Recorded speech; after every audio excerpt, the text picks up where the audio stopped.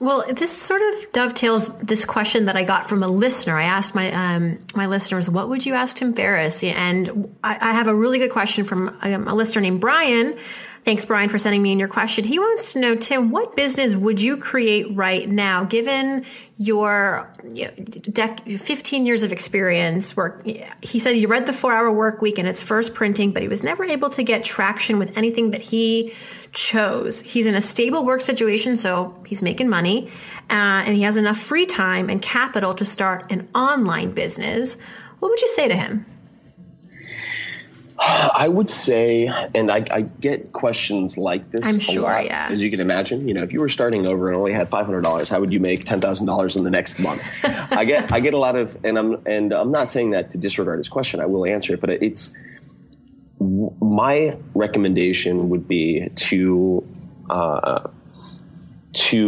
number one, the 4-Hour Workweek Muse sections are helpful. You could certainly go to my blog and look at Muse examples. I think some people are inductive and other people are deductive. And I feel like many people will come up with better ideas if they just review a bunch of examples, as opposed to me saying, here are the principles, go create your own examples. So if you go to 4hourblog.com and just look at the Muse example category, all of it's free. I think that could be very helpful. A few other resources, and then I'll tell you why I'm giving these resources is not one pat answer. The 22 Immutable Laws of Marketing, I think, is very helpful for thinking about positioning. And then lastly, I think that oftentimes people who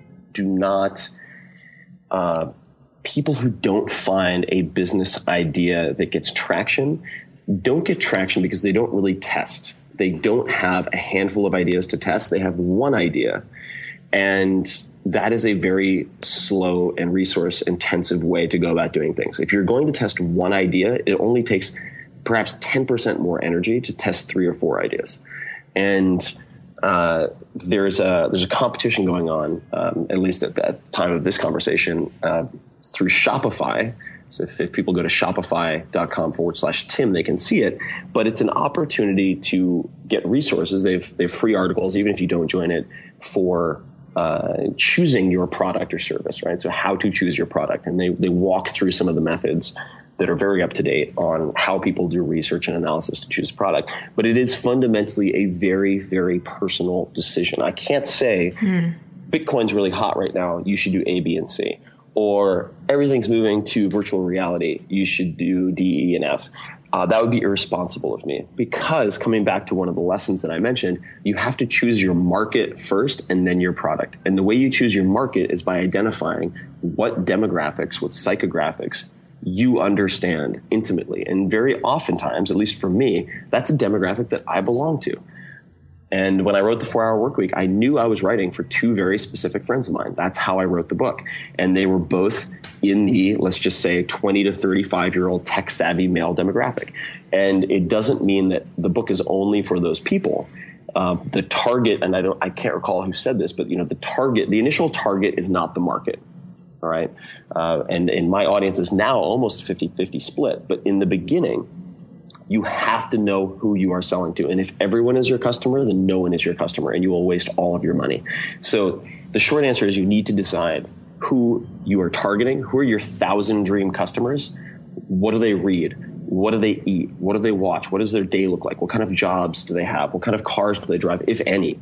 Et cetera, et cetera. And then, and only then, will you be able to say, go onto Facebook and thin slice it and try to run test advertisements for $100 or $200 instead of saying, this widget will sell itself. Let me blow all of my savings on one remnant ad in USA Today. That is a bad way to go about things. So that's perhaps a longer answer than expected, but it's a very, very personal decision. And you have to play to your strengths, and you need to decide on your market, your 100 or 1,000 ideal customers first. And this person has the luxury of having a job right now. So you have income coming in. You probably have your nights free or your weekends free. Optimal time to be really researching this. And thanks for that responsible answer, Tim. That was I like that answer. Yeah, my pleasure. And it's not just a responsible answer. It is a risk mitigating answer. Mm-hmm. And I think that people have a vision in their heads oftentimes of entrepreneurship as this Wild West throw caution to the wind, jump off the cliff and learn to fly on the way down type of activity. And I don't view it that way at all. I'm very, very conservative, and I'm all about minimizing risk and downside. Richard Branson would say the same thing. I always recommend when people say have a job, like you said, that is when you test for a potential business of your own. You don't quit your job and then hope to figure it out. That is a very dangerous way to go about playing the game.